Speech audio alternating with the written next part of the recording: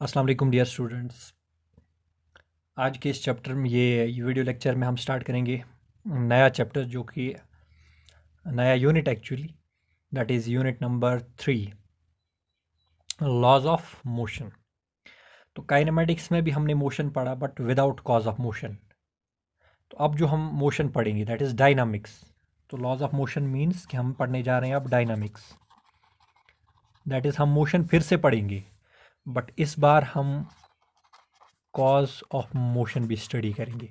अगर एक body motion में है क्यों है, अगर एक बॉडी रेस्ट में है तो क्यों है। So in this chapter we will deal with this. तो पिछले चैप्टर में काइनेमेटिक्स में हमने किसके बारे में पढ़ा? डिस्प्लेसमेंट के बारे में, स्पीड, एक्सेलरेशन और टाइम तो है ही। इन 4 पैरामीटर्स के बारे में इंफॉर्मेशन हासिल की और इनके बीच रिलेशन भी डेराइव की। 3 equations of motion which are valid for constant acceleration. तो इस चैप्टर में हम डिस्कस करेंगे about mass, momentum, force, impulse etcetera. ठीक है, इन चीज़ों के बारे में स्टडी करेंगे। तो ये जो लेक्चर होगा आज का, ये ज़्यादातर थ्योरेटिकल बेस्ड है एज़ कम्पेयर टू, इसमें मतलब मैथमेटिक्स कम है, थ्योरी ज़्यादा है। तो एक एग्जांपल हम लेते हैं। फॉर एग्जांपल हमारे पास एक बॉल है, ये किसी सरफेस पर लाई कर रही है and it is at rest, यानी कि यहाँ पे ऑब्जर्वर कोई बैठा है साइड पे और इस ऑब्जर्वर को लग रहा है कि ये बॉल इसके लिए रेस्ट में है, मतलब इसको लग रहा है इसकी वेलोसिटी कितनी, ज़ीरो। इस ऑब्जर्वर को लग रहा है कि ये बॉल रेस्ट में है या ये ऑब्जेक्ट रेस्ट में है और इसकी वेलोसिटी इसके लिए कितनी होगी, ज़ीरो।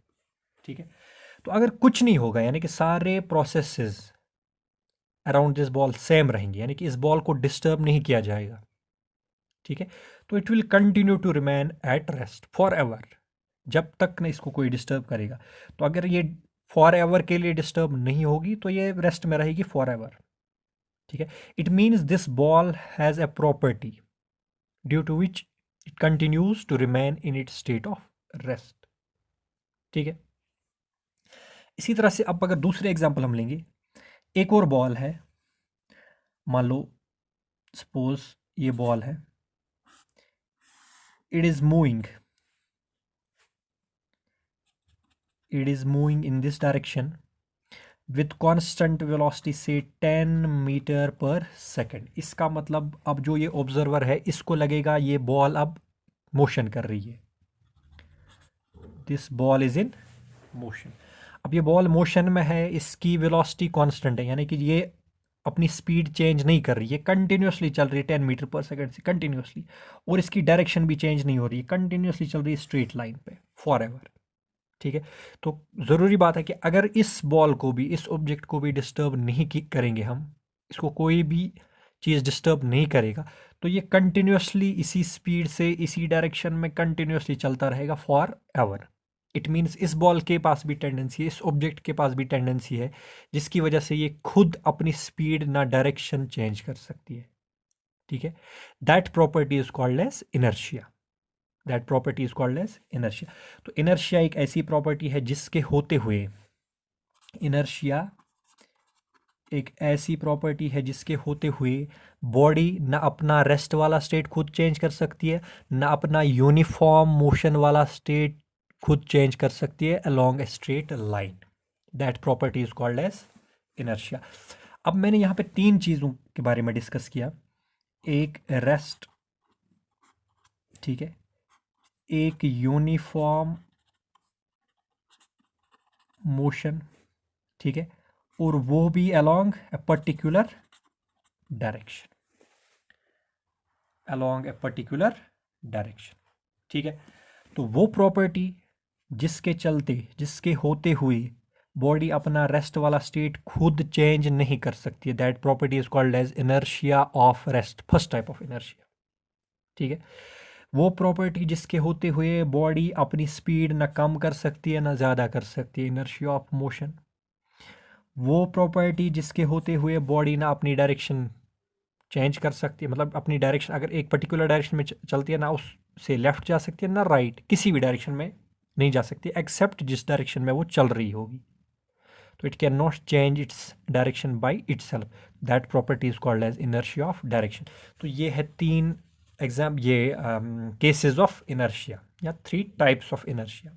ठीक है, तो इनर्शिया ऑफ रेस्ट के एग्जाम्पल आप ले सकते हैं जो कि आपने पहले ही पढ़ा है 9th क्लास में, कि अगर पैसेंजर बस में होते हैं, पैसेंजर्स आर एट रेस्ट, ठीक है, बस भी रेस्ट में है, तो अगर अचानक से बस मोशन स्टार्ट कर रही है, यानी कि जो पैसेंजर है, ये मान लो सीट है यहाँ पे, पैसेंजर बैठा है, ठीक है, बस अचानक से आगे जा रही है, तो ऐसा लग रहा है कि passenger tends to fall backwards, ऐसा लग रहा है कि पैसेंजर पीछे की तरफ गिर रहा है, पीछे की तरफ जा रहा है। ऐसा नहीं हो रहा है, वो पीछे नहीं जा रहा, वो कहीं नहीं जा रहा, वो अपनी अपनी जगह पर खड़ा है, वो अपनी सीट पे ही है।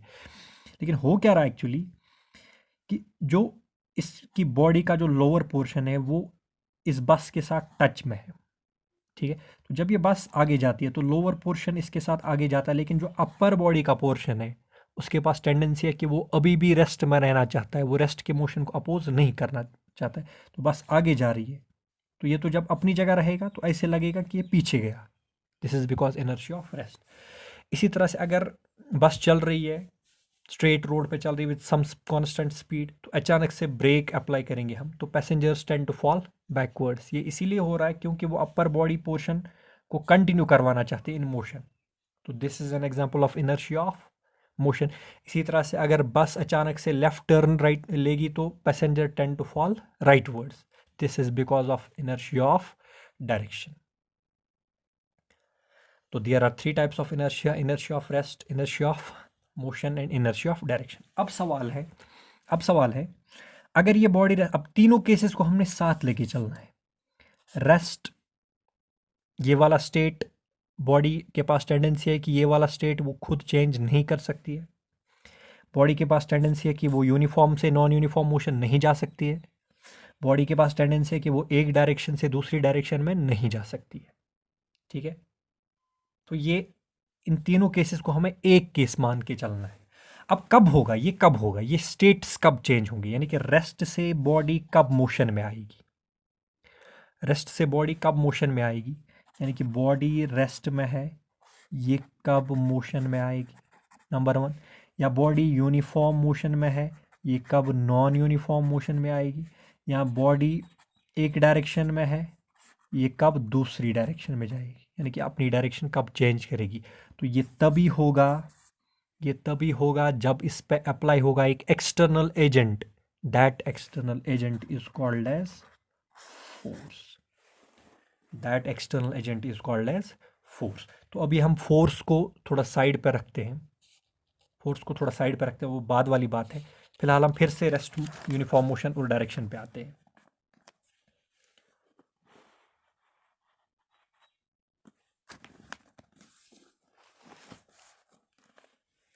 तो एक ऑब्जेक्ट है,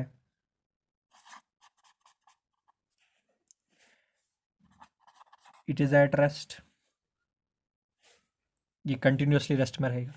या एक ऑब्जेक्ट है, it is in uniform motion along a straight line, तो ये कंटिन्यूसली ऐसे ही चलता रहेगा फॉर एवर। इफ एक्सटर्नल, मतलब if it is not disturbed externally, अगर इसको कोई भी चीज़ डिस्टर्ब नहीं कर रही है तो ये ऐसे ही रहेगा फॉर एवर, ठीक है। तो इस चीज़ को समराइज किया गया, पहले गैलीलियो ने इसको समराइज किया, इस बात को, स्टेटमेंट को। उसके बाद फिर न्यूटन ने भी इस बात को एक्सेप्ट किया, और ये अब हमें फील हो रहा है कि it is like a common sense कि एक बॉडी रेस्ट में है, ये हमेशा के लिए रेस्ट में रहेगी अगर हम इसको डिस्टर्ब नहीं करेंगे। एक बॉडी यूनिफॉर्म मोशन में है, ये हमेशा उसी स्पीड के साथ चलती रहेगी, उसी डायरेक्शन में चलती रहेगी अगर हम उसको डिस्टर्ब नहीं करेंगे। तो this statement is called as Newton's first law of motion, Newton's first law of motion, Newton's first law of motion, ठीक है। तो मैं चाहता हूं कि हम इसको लिखें। It states that every body continues to be in its state of rest or of uniform motion along a straight line unless compelled by some external agent to act otherwise. ठीक है, तो it states that every body continues to be in its state of rest or of uniform motion along a straight line unless compelled by some external force या external agent to act otherwise. ठीक है, तो एक body हमेशा के लिए रहेगी rest में या हमेशा के लिए रहेगी यूनिफॉर्म मोशन में अलोंग ए स्ट्रेट लाइन या इन अ पर्टिकुलर डायरेक्शन जब तक न उसको एक्सटर्नली कोई चीज़ डिस्टर्ब करे. तो this is simply Newton's first law of motion. अब जो चीज़ एक्सटर्नली जो होगी, जो किसी ऑब्जेक्ट को डिस्टर्ब करेगी, उसको रेस्ट में से ले जाना चाहेगी मोशन में, या यूनिफॉर्म मोशन से ले जाना चाहेगी नॉन यूनिफॉर्म मोशन में, या एक डायरेक्शन से ले जाना चाहेगी दूसरी डायरेक्शन में. That external agent is called as force. ठीक है, तो अभी भी हम उसकी बात नहीं करेंगे, अभी भी हम उसकी बात नहीं करेंगे. चलो यहाँ पे ये पॉइंट हम लिखते हैं एटलीस्ट.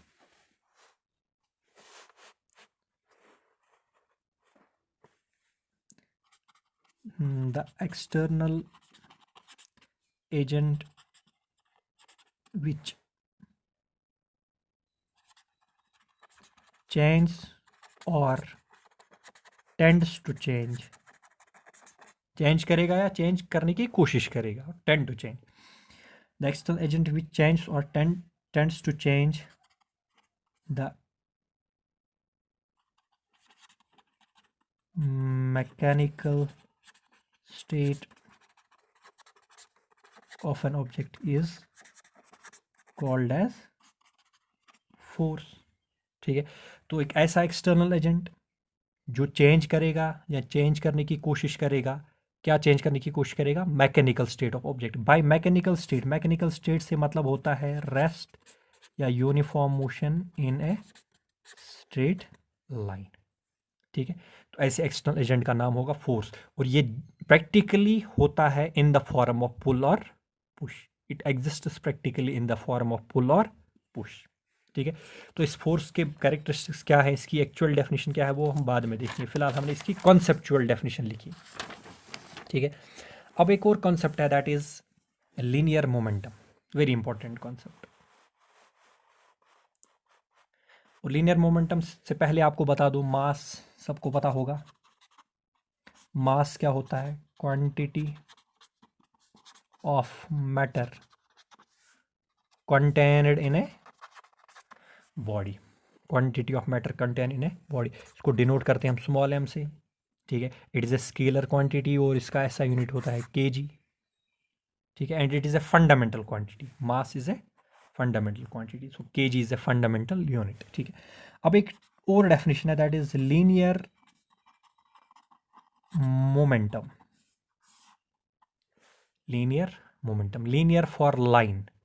लीनियर मीन्स लाइन, यानी कि ये वन डायमेंशनल मोशन की बात हो रही. ठीक है, मान लो सपोज हमारे पास दो बॉल्स हैं, ये एक बॉल है, ये दूसरी बॉल. दो आइडेंटिकल बॉल्स हैं, यानी कि दोनों का मास सेम.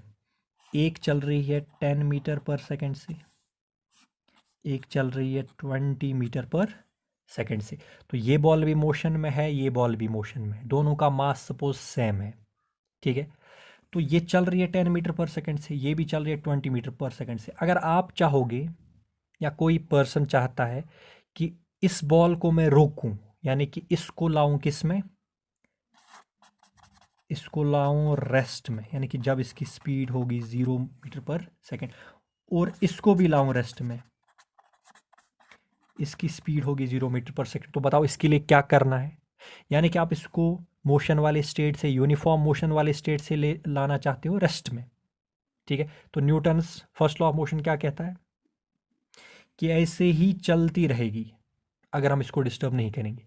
अब अगर डिस्टर्ब किया, ठीक है, तो जो चीज़ डिस्टर्ब कर रही है उसका नाम क्या है? फोर्स। यानी कि इस पे अप्लाई करना है क्या? फोर्स। ठीक है, तो कहने का मतलब इस बॉल पे और इस बॉल पे अप्लाई करना है फोर्स, ताकि ये मोशन से किस स्टेट में आएगा? रेस्ट में। अब क्वेश्चन ये है कि किस पे ज़्यादा फोर्स लगाना है? इस वाले पे ज़्यादा फोर्स लगाना है, इस वाले पे? तो ज़रूरी बात है कि सेकंड केस में हमें जो फोर्स है वो ज़्यादा लगेगा, ज़्यादा फोर्स लगाना है। सेकंड वाले केस में हमें ज़्यादा फोर्स लगाना है, ये इसीलिए क्योंकि ये तेज़ चल रही है, इसकी स्पीड ज़्यादा है, इसकी स्पीड ज़्यादा है। अब सपोज अगर दोनों की स्पीड सेम होती, 10 metre per second, 10 metre per second, तो तब दोनों को रोकने के लिए इक्वल फोर्स चाहिए था।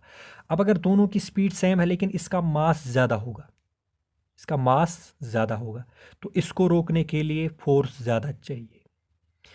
तो कहने का मतलब ये है, जिस ऑब्जेक्ट के पास ज़्यादा मास और ज़्यादा वेलोसिटी होगी उसका स्टेट चेंज करने करने के लिए ज़्यादा फोर्स चाहिए। ठीक है, तो इस पॉइंट को हम लिखते हैं, more mass and velocity, more mass and velocity, more is the force required to change the mechanical state। ज़्यादा मास बॉडी में और ज़्यादा वेलोसिटी बॉडी में तो ज़्यादा फोर्स चाहिए उसका मैकेनिकल स्टेट चेंज करने के लिए। मैकेनिकल स्टेट चेंज करने का मतलब रेस्ट टू मोशन या मोशन टू रेस्ट या one direction to another direction. ठीक है, तो ज़्यादा फोर्स चाहिए। अब कितना फोर्स हमें चाहिए? ठीक है, तो कितना फोर्स चाहिए हमें किसी ऑब्जेक्ट के मोशन को ख़त्म करने के लिए? दैट फोर्स इज रिलेटेड या that force is defined in terms of a quantity that is called as linear momentum. So linear momentum means, या लीनियर मोमेंटम का मतलब होता है सिंपली, अगर आपको आपसे कोई पूछेगा लीनियर मोमेंटम कैसे, हमें मतलब इसका कॉन्सेप्ट दिमाग में आएगा, तो लीनियर मोमेंटम रिलेट है, या इससे इसका अंदाज़ा, इसकी डेफिनेशन हम उस फोर्स से ले सकते हैं जो फोर्स हमें चाहिए किसी बॉडी का मोशन ख़त्म करने के लिए। ठीक है, ज़्यादा फोर्स अगर किसी बॉडी का मोशन ख़त्म करने के लिए चाहिए तो इसका मतलब उसमें लीनियर मोमेंटम ज़्यादा है, यानी कि उसमें मास और वेलोसिटी ज़्यादा है। तो उसके लिए हम एक टर्म डिफाइन करते हैं, that is called as quantity of motion, quantity of motion.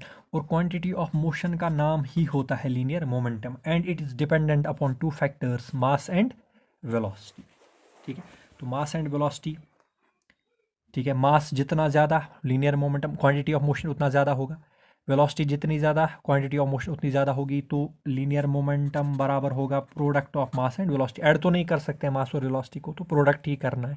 तो linear momentum is denoted by P, small P. ठीक है, तो बराबर होगा product of mass and velocity, product of mass and velocity. It is a vector quantity, तो P vector बराबर होगा M V vector. It is a vector quantity and its direction is given by the direction of velocity. अब इसका अगर आपको dimensional formula लिखना होगा तो पी को ब्रैकेट में लिखेंगे, पी का डायमेंशनल फार्मूला आएगा मास का डायमेंशनल फार्मूला m1, वेलोसिटी का डायमेंशनल फार्मूला L1t-1। ये आपने पढ़ा है वेलोसिटी का डायमेंशनल फार्मूला। तो dimensional formula of linear momentum is m1 L1t-1। इसका एसआई यूनिट क्या होगा? मास का एसआई यूनिट है किलोग्राम और वेलोसिटी का यूनिट है मीटर पर सेकेंड। तो SI unit of linear momentum is kilogram metre per second. Linear momentum is a vector quantity and its direction is given by the direction of velocity. जिधर की तरफ velocity की direction होगी उधर की तरफ होगा लीनियर मोमेंटम। अब इसको हम वेक्टर फॉर्म में कैसे लिखेंगे लीनियर मोमेंटम को? यानी कि हमारे पास वेलोसिटी गिवन होगी,